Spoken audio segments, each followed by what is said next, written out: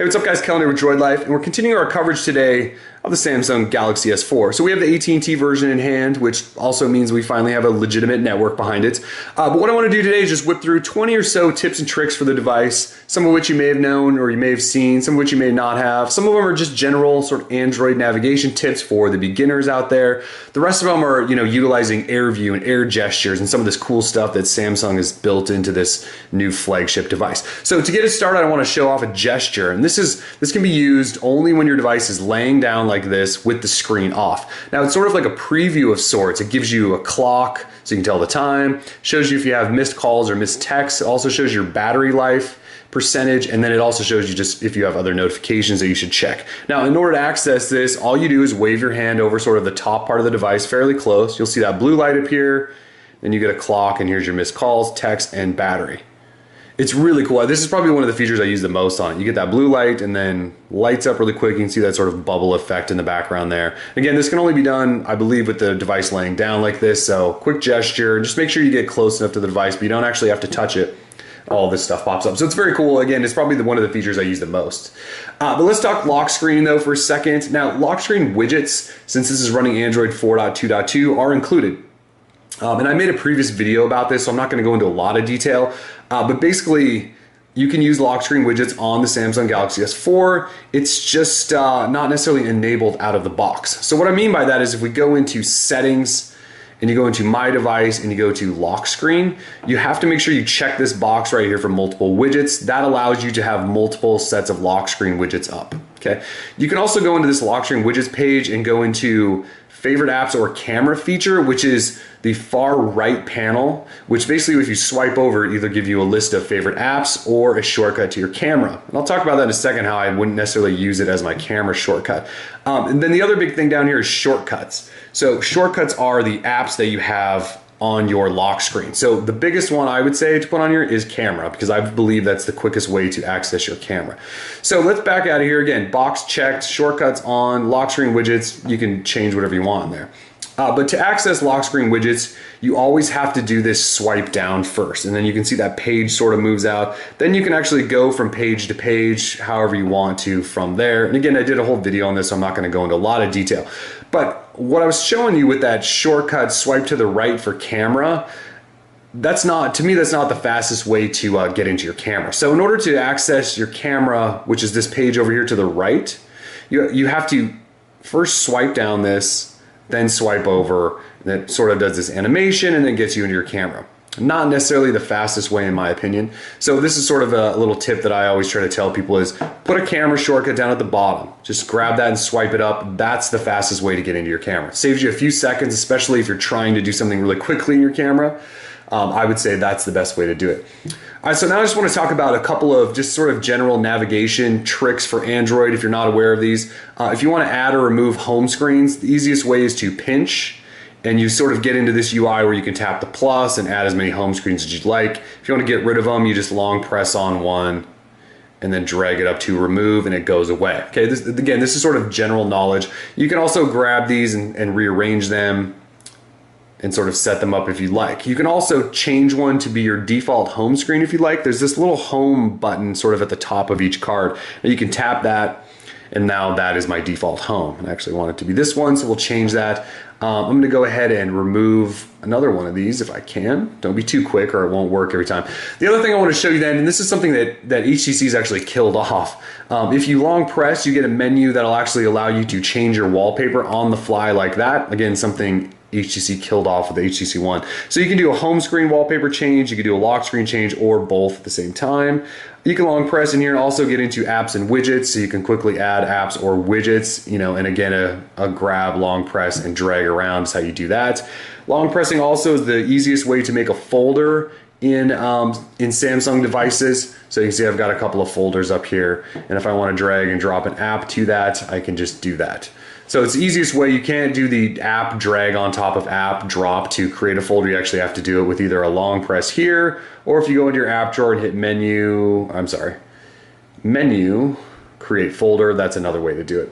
Or you can grab an app from the drawer and go up and create folder. There's all sorts of ways. It's just not the easiest way that was initially built into Android. So those are just some general navigation tips and tricks. I want to talk about quick toggles for a second though. So in Android 4.2.2, Google added in a second page that essentially gives you quick toggles. So Samsung's taken advantage of that and listed out as many quick toggles as they could possibly think of. Now you can go in here and toggle on and off NFC and S-Beam and screen mirroring and all that stuff.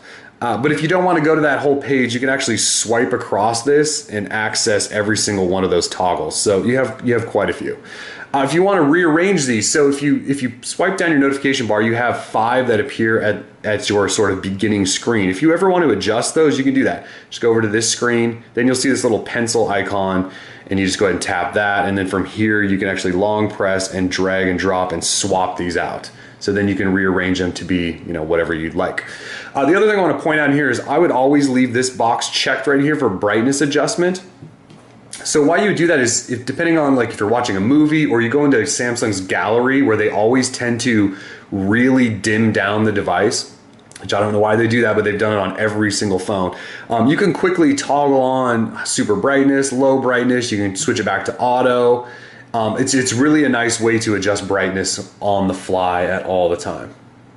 All right, so let's talk about app drawer for a second. So Samsung's app drawer is pretty straightforward, but usually when you open it up out of the box, it's not alphabetized. Now, it might be alphabetized, but then when you start downloading apps, it adds them onto the back of the list, and sometimes they can be hard to find. So I always recommend going in, hitting menu, and going to view type, and changing to alphabetical grid. Now, you can change this to however you'd like, but alphabetical grid's my favorite. That's just a sort of side swiper that keeps everything alphabetized for you. If you want to hide unwanted applications, so for example, the AT&T version comes with all sorts of bloatware. So if you hit menu and go down to hide applications, you can go in here and checkbox everything that you want hidden. Now, if you hide something and want to access it later, you can hit menu again and go show hidden applications. You can see these are all the AT&T bloatware apps that I've actually hidden, but you could check those and hit done and it would show back up. So I want to make sure you're aware that you can hide applications without, some of these you can't uninstall. So there's a good way to just sort of tuck them into the background.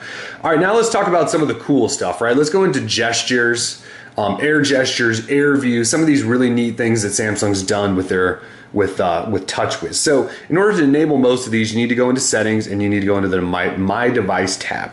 Now, if we scroll all the way down to the bottom, you get this input and control section. And here you'll see motions and gestures, smart screen, air view, and voice control. So if we go into motions and gestures, I have turned on air gesture, which allows me to wave over my device and do things, which I showed you in the beginning with that quick preview of the clock. Motion allows you to, so say you have a contact up, let's actually go into this. Say you have a contact, you're looking at someone's contact, you can actually put the phone to your ear and it'll just make a call automatically. You don't actually have to hit the call button. It's kind of cool. I'm not a big fan of the motion ones, but I am definitely a fan of the air gestures. So in air gestures, you can do quick glance, and that's with the phone laying down, you can swipe over it. Air jump allows you to scroll through web pages using a gesture. I'll get to that in a second. Air browse allows you to jump between pictures and pages and things like that with gestures. All sorts of cool things that I'll definitely show you in a second. The other one down here is air call accept, which allows you to answer a call without actually touching your device. We'll show you that too. There's some other ones in there, but these are just the ones I wanted to show off today. So if we go into air view, this is where you can actually use your finger to, hover over things and show off some kind of cool things by using your finger, something only the Galaxy Note 2 can do with a pen. They've actually updated the screen technology in the Galaxy S4. You can now do it with a finger. So I've left in your information preview, progress preview, speed dial preview, and web page magnifier active in here. We'll try to show you as many of those as I can. So let's start first with air view. And I want to go back to the lock screen just for a second. Now this is just sort of a silly little trick. Now if I just hover my finger, you can see there's a little ball of light that's sort of following it around under there. Has absolutely no purpose other than it looks cool, but it's a trick you can always show off to your friends. Okay, so I'm gonna go ahead and unlock and get you guys out of there. Let's jump into the gallery, because the gallery definitely has some cool tricks to it. So if I go ahead and go into camera, actually let's go into this camera, you can go ahead and hover a finger over little thumbnails and actually will show you a bigger picture without actually tapping to go into it. It's not incredibly practical, but it is kind of a cool little feature. So there's that going on in there. If we actually go into a picture, now this is where I want to show you an air gesture. So if you're looking at images, you can actually wave your hand over it and it'll change pictures. So you can just kind of thumb between pictures and it'll go both ways. So very kind of cool gesture stuff, especially if your hands are grubby or your phone's laying down, you don't want to touch it and you're showing somebody something. You actually don't have to be holding your device. It's very cool. So let's go ahead and jump into the browser now. Now, you have to actually use the Samsung browser, not Google Chrome. Okay, so if we go into the actual browser, load this up, you've got Droid Life in here. Okay, so if we're in here, and you can see I have 2 tabs open. So if I want to switch between tabs, again, I don't actually have to touch the device. I can just swipe over or swipe back and it'll get me in between tabs. Now, if I want to scroll down the page, I can actually just flip my finger up or down and it scrolls up and down, which is kind of cool. Now you can also, at least you should be able to hover over text with your finger, and you can see it brings up a sort of magnified version of it.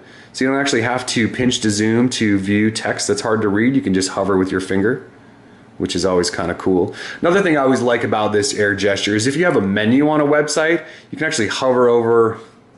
Let's actually see if we can get closer and do this. So say our specs list, if I want to do hover over that, at least it used to work. There we go.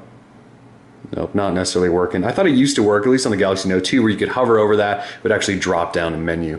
This appears to not want to do that. So trust me, you can do it on some stuff.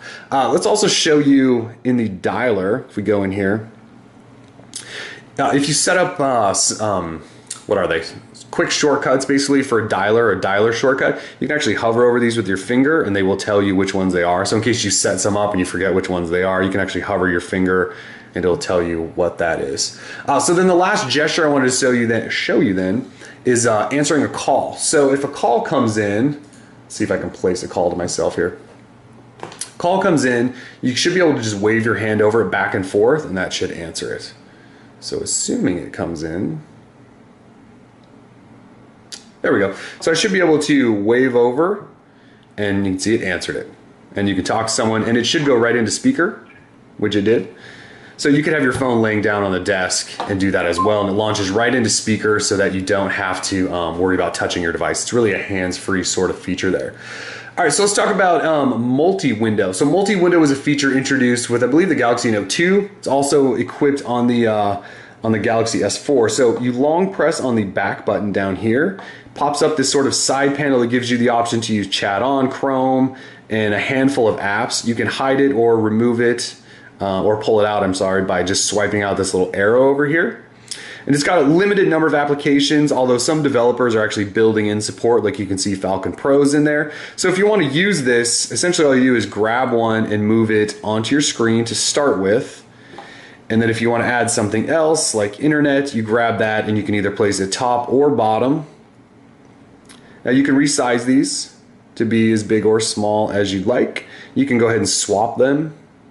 You can close one and make one full screen. You can do all sorts of stuff. I can hit home and it'll just get me out of both of them. And if you don't want this sort of side panel showing up any longer, go ahead and long press on back and then it goes away until you decide you want to use it again. So it's very cool, pretty powerful feature for anyone that's actually doing multitasking. You could watch video in one and be taking notes or something in other, pretty cool. So the other things I want to show you are sort of basic navigation tricks. So to access Google Now, since this is Jelly Bean, access Google Now on Samsung phones, you long press the home button and you get into your sort of app task switcher. And so in here, you can actually swipe stuff away just like you would in normal Android. So you can do that. You can actually hit this X box down here and it'll wipe all of them out. But if you want to get to Google Now, hit this Google button and it launches you into Google Now. So again, long press, then hit that. That's really the quickest way. There's another way that's sort of similar, and it's really just how to get into Google Search. And it's long press on menu from anywhere, and that gets you to Google Search, which is sort of like getting into Google Now, though you can see it doesn't have the header up top. It's really just the search UI. So anyways, that's it. That's about 10 or so, that's about 20 or so tips and tricks for the Galaxy S4. Some of that stuff I hope you guys can take advantage of. It should help you to sort of navigate and using your device in general. So stick with us. We got more coming. We're Droid Life. Peace.